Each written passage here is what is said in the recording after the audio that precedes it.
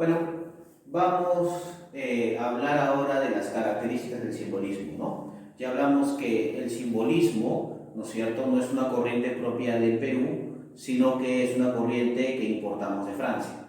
También dijimos que el máximo representante del simbolismo en el Perú es José María Eguren. Y no solamente del Perú, ¿no?, sino también es, digamos, el primer simbolista en América Latina, mejor dicho, ¿no? El primer simbolista de América, ¿no? José María Eguren, ¿no?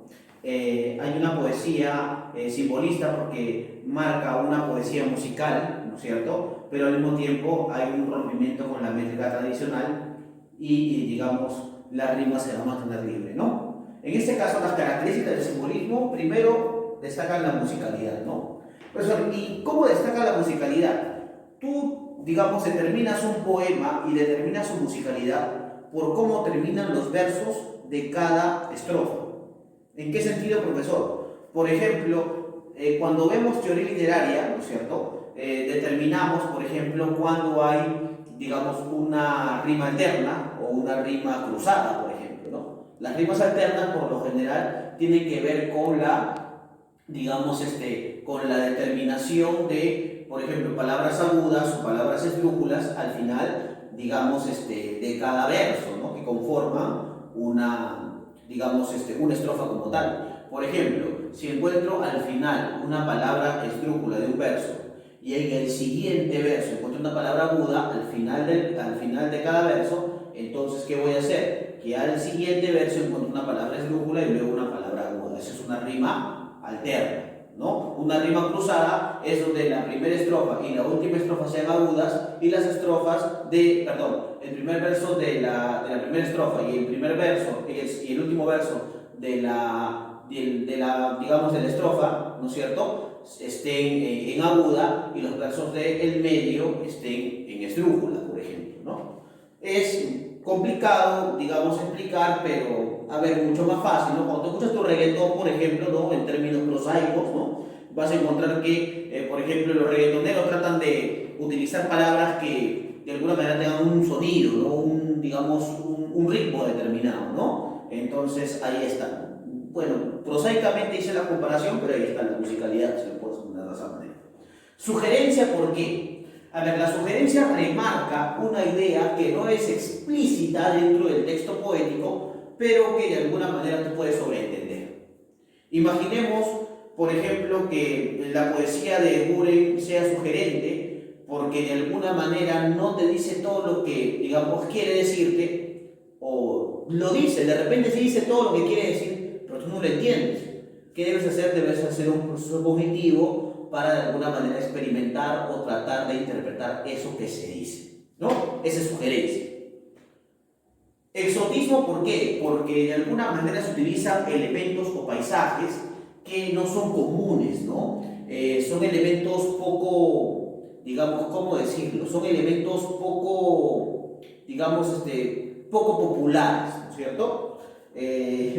Curiosamente, ¿no?, si la poesía es un género muy poco consumido, ¿no es cierto?, dentro de la literatura oficial, imagínate Eguren, ¿no?, hacer una poesía completamente diferente, en un rango completamente diferente, utilizando figuras que no representan la realidad, sino utilizan figuras, digamos, diferentes a la realidad. Entonces imagínate, ¿no? Por eso es un poeta un poco conocido, ¿no? La adopción del verso libre, eso es importante porque esto remarca su condición vanguardista, ¿no?, su condición esencial de ser el primer poeta vanguardista del Perú, ¿no? Y el símbolo poético, que no es otra cosa que el uso de alegorías, ¿no?, uso de elementos fantásticos o comunes extraordinarios, ¿no? Esas condiciones manifiestas tiene el simbolismo peruano. En este caso tiene la poesía de José María Eguren, ¿correcto? José María Eguren, por si acaso, ¿no es cierto?, y ahora vamos a hablar de las condiciones o de las cualidades del poeta simbolista peruano. José María Eguren se convertirá en el iniciador de la poesía contemporánea en el Perú. Contemporánea no hablamos que porque empieza en el siglo XX, ¿no? Estamos hablando de una poesía contemporánea porque es una poesía que rompe con los cánones tradicionales de la poesía que ya se ha visto en ese momento. Es más, ¿quién elogia la poesía de Eguren? o quién va a nombrar, o quién va a, digamos, a considerar a Eguren como un poeta, digamos, contemporáneo, ¿no? Manuel González Prada, por ejemplo, ¿no? También lo dice Abraham Valdelomar, Manuel Carrillo, que fueron los que iniciaron el grupo Colonia, ¿no es cierto?, el posmodernismo peruano. Consideran la poesía de Eguren como una poesía muy importante, ¿no? Una poesía que remarca una singularidad. En aquellos tiempos se admiraba más a Chocano y se menospreciaba a poetas como Eguren. Ahora, ¿por qué creen? Primero, yo hice un cuadro comparativo, ¿no? O hice más o menos un verso, ¿no? Entre Chocano y Eguren, ¿no?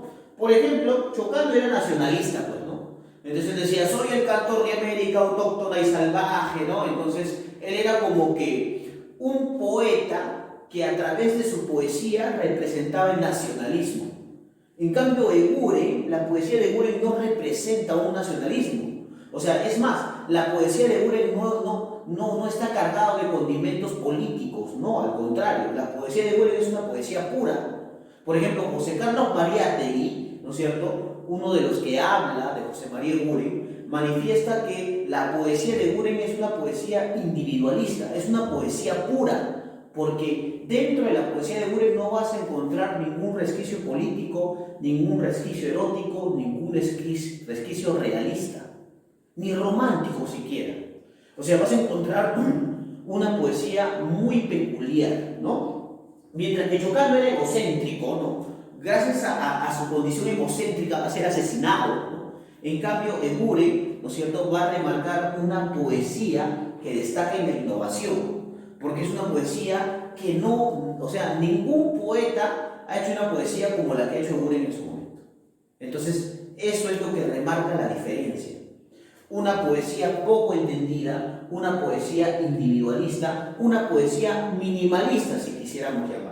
Mientras que Chocano hacía una poesía nacionalista, rimbombante, ¿no es cierto?, musical, ¿no?, egocéntrica, ¿no? Entonces, ahí se remarca esa diferencia, ¿no? Y es por eso que Eguren ya manifiesta un quiebre poético, ¿no es cierto?, en lo que ya se había hecho tradicionalmente con la poesía. Era remarca, de alguna manera, una etapa contemporánea de la especie épica, de la especie lírica en el Perú. ¿Correcto, chicos? Bueno, hablar de Eguren, chicos, es pensar con un alma de niño, mirar con los ojos de niño, es pensar en una poesía mágica y pura. Por eso es que a Eguren se le denomina o se le llama el poeta niño. Ahora, el poeta niño, ¿por qué? Porque utiliza mucho, ¿no es cierto?, dentro de su poesía utiliza muchas alegorías que tienen que ver con el rollo infantil, ¿no es cierto? Por ejemplo, la leyenda de la lámpara azul, por ejemplo, el duque nuez, por ejemplo, tenemos el caso de los reyes rojos, por ejemplo. Utiliza mucho estas ideas, ¿por qué no decirlo?, estas ideas infantiles, ¿no? Por eso se le llama el poeta niño, ¿no? Además, hay que recordar que José María Eguren nació en 1874 en Lima, ¿no? Y desde muy niño fue llevado a las haciendas de Chuquitanta y de Pro, ¿correcto? Eso es donde está, al norte de Lima, ¿no? Por problemas de salud, ¿correcto? Él tenía estos problemas de las afecciones respiratorias, ¿no? Y él pasa mucho tiempo allí, ¿no? De hecho, la vida de infancia en el campo le va a permitir ser un tipo muy observador, ¿no? No solamente observador en el aspecto material, en el aspecto de alguna manera, digamos, natural, sino también en un aspecto introspectivo, ¿no? La realidad a él le sugería algo diferente a lo que se establecía, ¿no? Entonces, a partir de eso él empieza a escribir, empieza un poco de alguna manera, a disipar la mente a través de la escritura, ¿no? Y va a estudiar en el Colegio de la Inmaculada, ¿no es cierto?, y luego en el Instituto Científico. Pero lamentablemente no va a terminar sus estudios, ¿no?